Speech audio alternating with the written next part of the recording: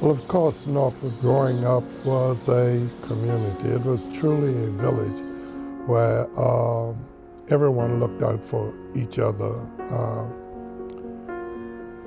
It was a kind of warm spirit where our activities were centered around the churches that was in existence at the time. The main thing we do not want to lose is the Nauck spirit, that spirit of the village concept where everyone was embracing and willing to uplift and help each other.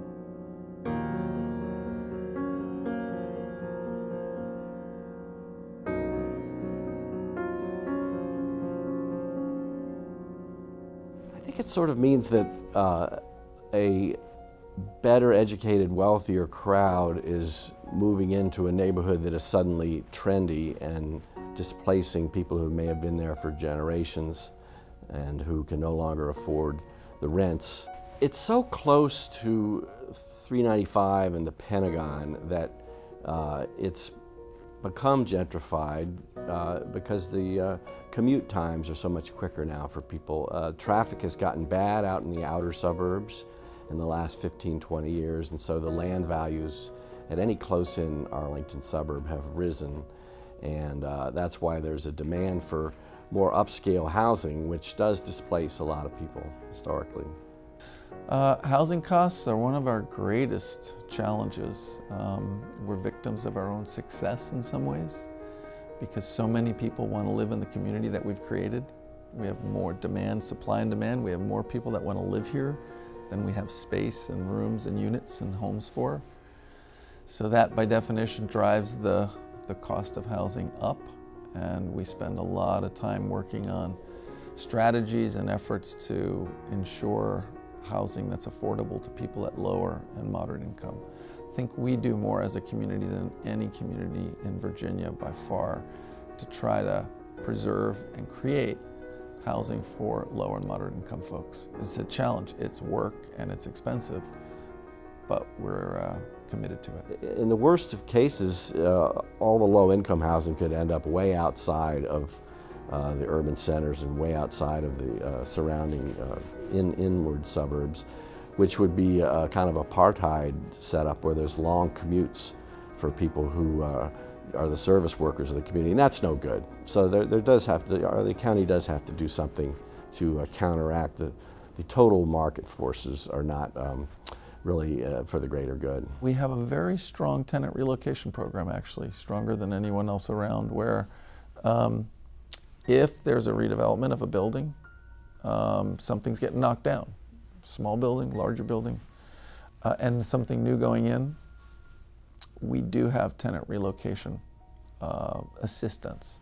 So that recognizing the hardship on that family or that person at that time, they would get some support in terms of moving. And in many instances, if it's one of our affordable housing projects, they would have an opportunity and a priority to move back into the new development when it's completed. Nauck is quite different now. Nauck at one time was 97% African American.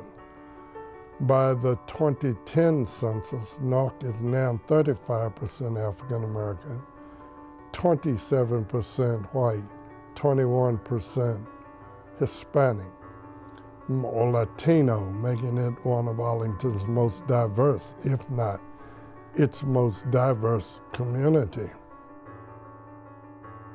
Nauck used to be one of the oldest established African American communities, which a lot of individuals migrated here from Freedman's Village.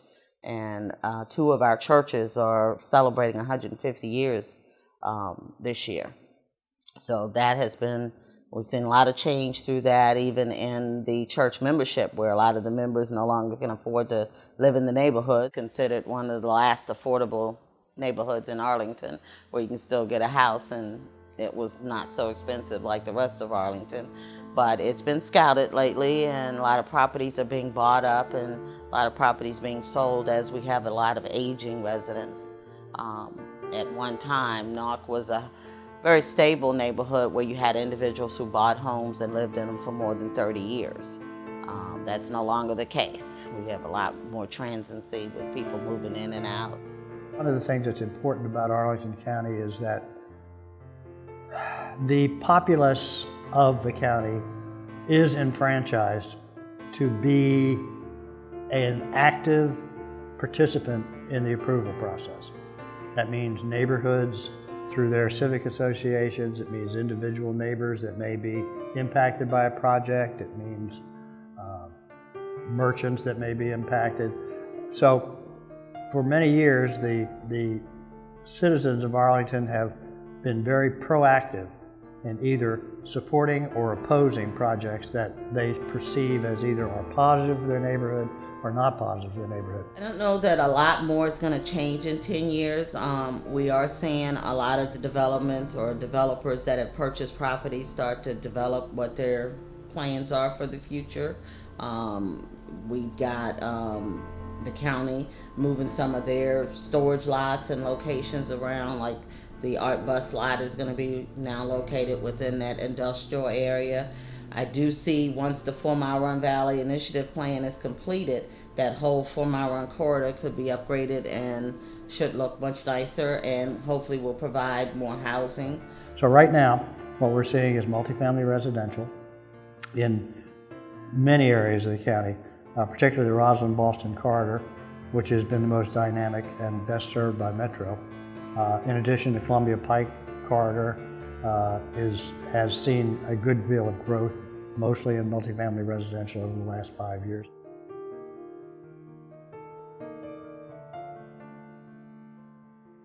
I would say no, they don't outweigh it, but the tough part is how would one stop it?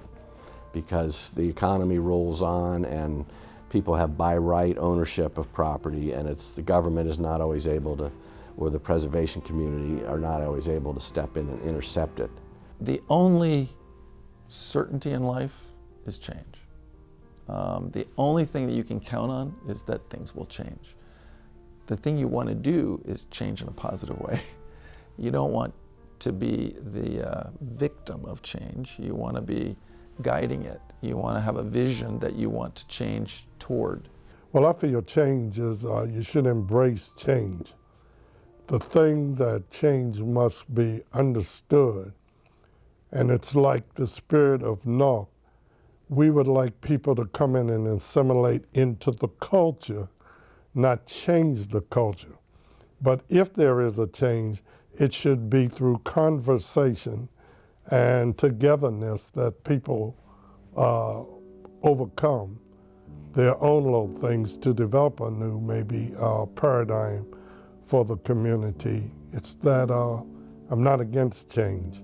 I'm against change coming in, taking over, or eradicating a culture that already exists. Part of that change means taking into account your history, whether it's the Nauck community, whether it's the Green Valley Pharmacy, whether it's HB Woodlawn and the Stratford building in the northern half of the county. Some of the historic properties we have, and that's why we have an historic designation program, Historical Affairs and Landmark Review Board. So, and that's structures, but then you have other ways too of protecting and integrating the best parts of your history so you don't lose it. There is no community we should all be careful about not losing our history, our context, our framework. It's what we build upon into the future. At the same time, you can't get stuck in the past and never change. Then the change will happen and it probably won't be what you want. But Nauck is really embracing change. Nauck is a community where everyone is welcome into the fabric of the spirit of the village concept. The spirit that existed over the years where every activities were in and within the community. Although you have the freedom to go out, don't forget to embrace and that history of the community. I'm a student of a Sankofa bird. The Sankofa bird is a mythical West African bird that flies forward while looking backwards with an egg in its mouth.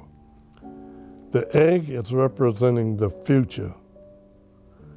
You have to look back to embrace or study your past to measure where you are today and how you got to that point. So you can't forget your past. You must build on your past, and you don't know how far you have come until you understand where you've come from.